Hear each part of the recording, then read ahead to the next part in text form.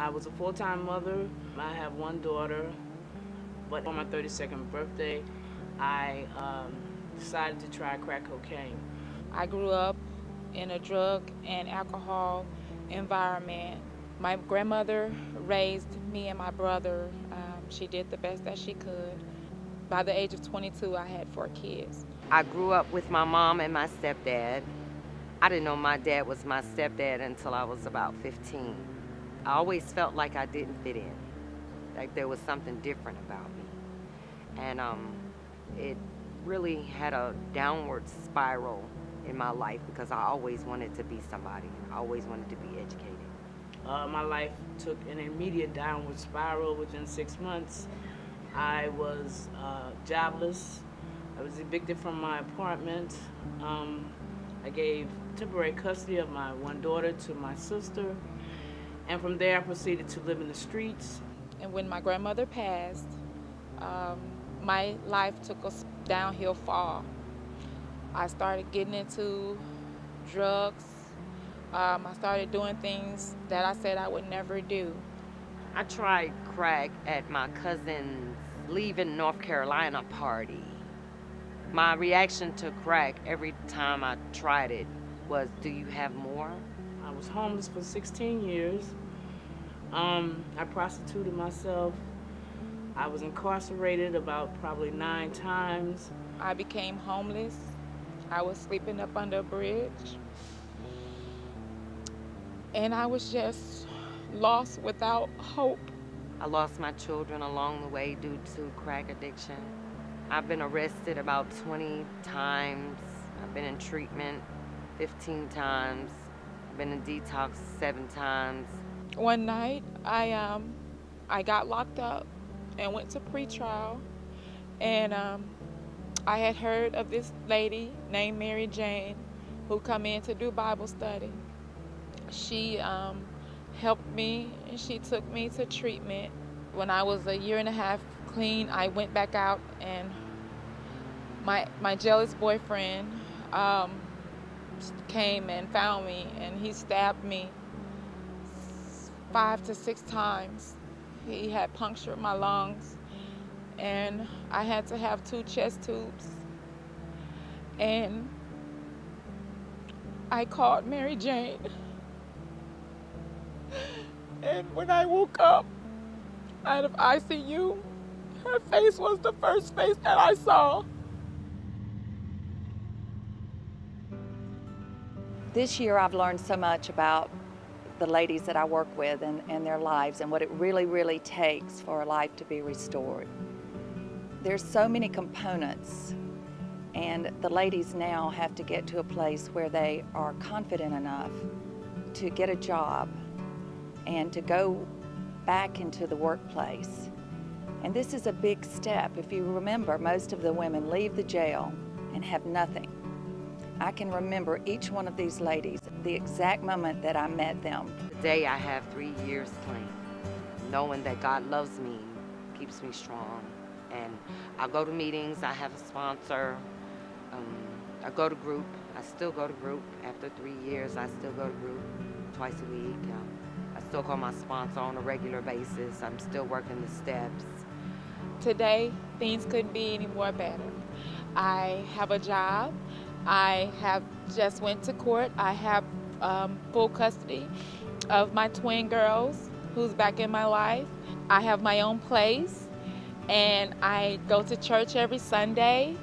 I go to my meetings. I call my sponsor every night, and I know that today that there is hope in spite of everything that I've been through. I've been clean and sober for 2.5 years now.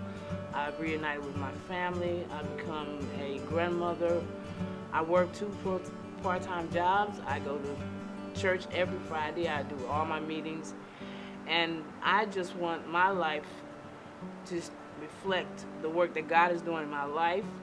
And I would just like to, let other people see that if it can be done for me, if I can do it, then others can do it. My name is Herman Sloan. I am the presiding judge of the Atlanta Municipal Court. One thing that I have discovered since I've started doing this in the last year and a half is that the problems that are confronting most of these offenders are in fact our problems. That unless we as a society begin to address these issues, then we will constantly and continually see the same persons being cycled through not only this court, but other courts. A lot of the persons, when they are first seen in court, are reluctant to become involved in a program that's going to require them to give of themselves. They are afraid of failure because far too often what studies have found is that most of the people who will be participants in the various community court programs have been told by their parents from a very young age that they are in fact failures, that they will never be able to succeed at anything. So they are afraid to step out and chance that it may in fact be something that they will be able to succeed at. We have found that so often once the people get started in the program, they realize that yes, it is difficult. Yes, I may fail, but they also understand that failure is a part of it. And that once they have accepted the fact that they may fail and that they can overcome that failure and still be a success, they in fact will go on and complete their programs. Most of the people who come back to court who have agreed to complete whatever the program may have been do so, and they will proudly tell me how they have enjoyed the opportunity to achieve some sense of normalcy. And that is what everything that the community court programs are geared towards, is trying to help those people who participate in the program achieve some sense of normalcy, to restore them not only with their families, but restore them to the larger society as well. Hello, I'm Vanessa Hickey-Gales, President of the Community Court Restorative Justice Center. You have just heard and seen some wonderful, inspiring success stories of participants of the programs within the community court. You've also heard confirmation from our presiding judge for the need of these programs within our present-day judicial system. We are the fund development piece responsible for ensuring that resources are available to sustain the programs offered by the court. We also have the additional responsibility of being an advocate for the community court. We have the responsibility of bringing awareness of the collaboration between the courts, the local businesses, other nonprofits, and the community as a whole to ensure that programs are provided. This wonderful collaboration between the courts, the businesses, and the communities of improving lives and restoring a safe community is the essence of restorative justice.